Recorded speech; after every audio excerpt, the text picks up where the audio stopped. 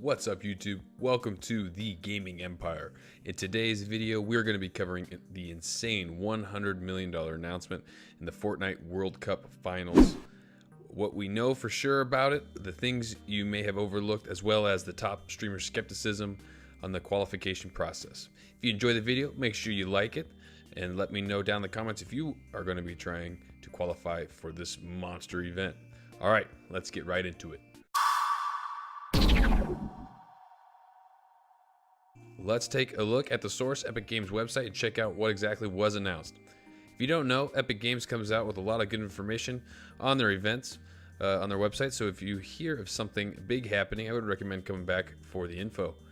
As you can see, there are going to be 10 weekly qualifiers starting April 13th going through June 16th. Right off the bat, this gets me excited because they are giving people some time to adjust to the Season 8 that is dropping here shortly. But some of the craziest news is right here in the beginning. Fortnite says that each of these weeks they will be giving away $1 million. And you'll find out here that if you scroll down to the bottom, it says that after this big event, which we're going to cover here shortly, they're going to be continuing this through 2019, awarding a total of $100 million by the end of 2019. Let's get into what everyone is most excited about, the World Cup finals. 100 solos, 50 duo partners, all qualifying through the weekly events, leading to the massive $30 million tournament, which here shows you happens July 26th through the 28th in New York City. It's going to be pretty insane. Announced here that the winner will come away with $3 million and that every single person who enters will be guaranteed $50,000, guys. I mean, if you qualify for this thing, you probably made some money along the way in one of these weekly events to qualify. So on top of that, in that process, you will be getting a $50,000 payday, regardless of how you place in this event. I would assume that there's going to be a lot of people that want to go to this, even if they don't qualify. I mean, it's a pretty monumental event for gaming and Fortnite, what they're doing here, and I would imagine the numbers are going to be massive online streaming as well. The last important point here: to be eligible to participate in any Fortnite competition, a player must be at least 13 years old, guys. No 18-year-old requirement. As long as you have a parent guardian signature, you can compete in this, qualify, and take home potentially a $3 million award. So let's get into a little speculation of what the payout potentially could be in this tournament. As you can see the diagram I'm flashing up here on the screen, I took the payout for the solo event for the secret skirmish that just took place not too long ago. As you can see, top prize $60,000, all lowering incrementally till you get to 11 through 20 with a $10,000 payout per person, and then nothing after 21 to 100. Things we know for sure, guys, on this Fortnite World Cup finals: $3 million payout for the top. I'm going to assume, based off of what they said, it's going to be a $30 million total event, guys. So it's probably going to be split up between the solos and the duos. So if you look at the far right example I did, just kind of basing it off of these numbers and the breakout, we know for sure, like I said, $3 million for first place, $50,000 for 21 through 100. So as you can see, if it's a 15.5 million prize pool, that's close to that if it was split in half, guys. 1.2 for second, 900 for third. I mean, if you finish in the top 11 to 20, if it's broken out similarly, $250,000 a piece. And if they are going to go big on the solo event with like a $24 million prize pool and the duos were less, I mean, it's pretty insane to have that same exact breakdown as the solo skirmish. One of the most insane parts of this whole event for this $30 million World Cup is that all of the participants are going to be based off of the qualification process. There will be no entry for, at least according to this, for top streamers, for people based off of how popular they are. It'll be all skill-based, performance-based in these qualifiers. I personally think that this is a very good thing. I think it should be the best people. I really do. I think it has equal opportunity for everybody. But here is a really interesting clip I'm going to show now of Tfue reacting to what Nickmercs says, and also just gives his opinion on the qualification process. And I think he brings up a couple of pretty good points.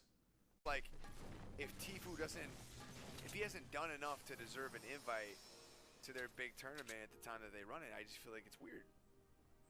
You know, you guys can create the line however you want. I'm just bringing up an idea of a few of those spots being invite-only spots, you know?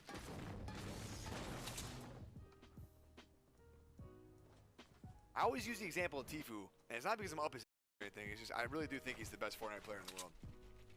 That's just how I feel. So I don't want anybody to get it fucked up in here, man. I just think he's the best. I think he's the GOAT for now. What the?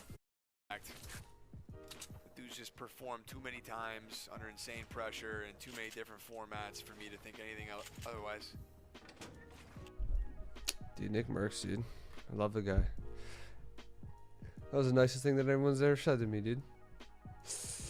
No, but what he was saying, though, on that subject is like, he's saying that I should get invited to the World Cup, yeah?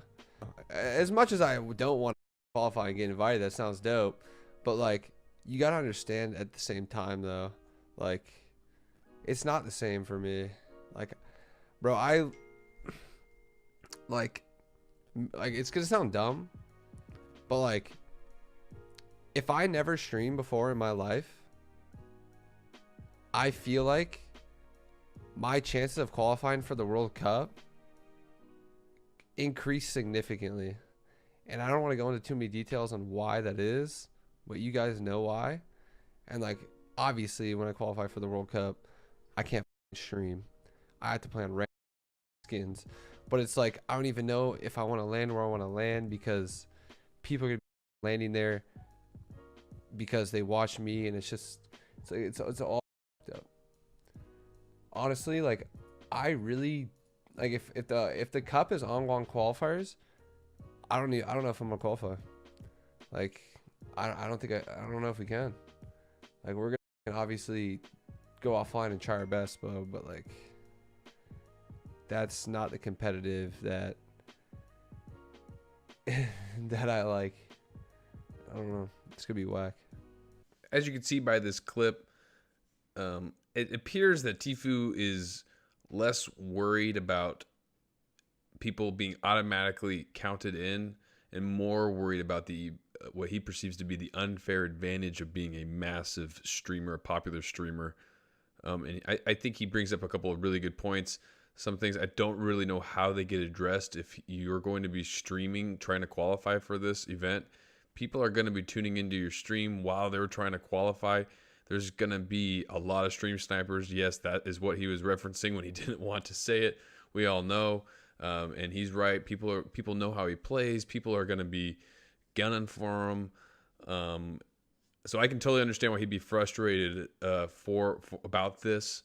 Hopefully there's some sort of a compromise, either playing a little bit off stream, putting a massive delay on, but it's going to be pretty hard for him to stop, especially with these really high level players that are trying to compete for this thing off stream. If these guys would qualify, if they weren't quite as popular, then that would still make them in the top 100, but I just don't really know how you can just give that and make it some sort of an assumption that they should be given an opportunity to compete in this thing if they don't actually qualify. It's going to be an interesting challenge to make this qualifying process. You know, previous qualifiers, they've made pretty massive game adjustments for the qualifiers versus the regular gameplay that's currently been added. You know, for a long time when they were doing these pop-up cups, they had health for kills when they never had that in the regular game. They've had some other things as well, the Architect pop-up cup, so, you know, a lot of that stuff, which it's going to be interesting to see what they do and how these events work. But I'm pretty hopeful for the future of how this is going to turn out. It's going to be great to be able to go through a little bit of Season 8, getting used to some of the changes that are made, let Fortnite make some adjustments, which I'm sure they will. You know, there's also been a lot of talk of Fortnite dying, and I just, it's also obviously made a little bit of a comeback after Apex. There seems to be a little bit of fatigue there. And with this massive announcement and some of the changes they've made in response to the rise of Apex, I have a hard time believing that this is going to die, at least until this event's over and they've getting rid of this 100 million, because there's just too much money. I can only imagine every little kid at home that meets this qualification age is going to be going for this thing with such a long period of time to qualify.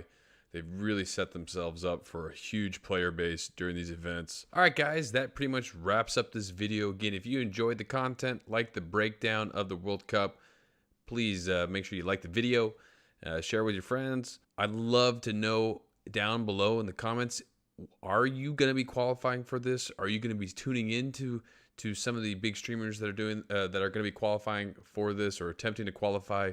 Are you hyped about this? Did you know about this beforehand? Let me know in the comment section below. I know personally I'm really excited. I'm going to be attempting to qualify, even though I know I'm not nearly good enough. All right, that wraps up this video. Until next time, Gaming Empire out.